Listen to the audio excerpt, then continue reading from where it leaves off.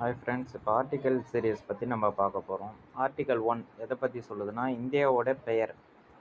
India அதாவது பாரதம்.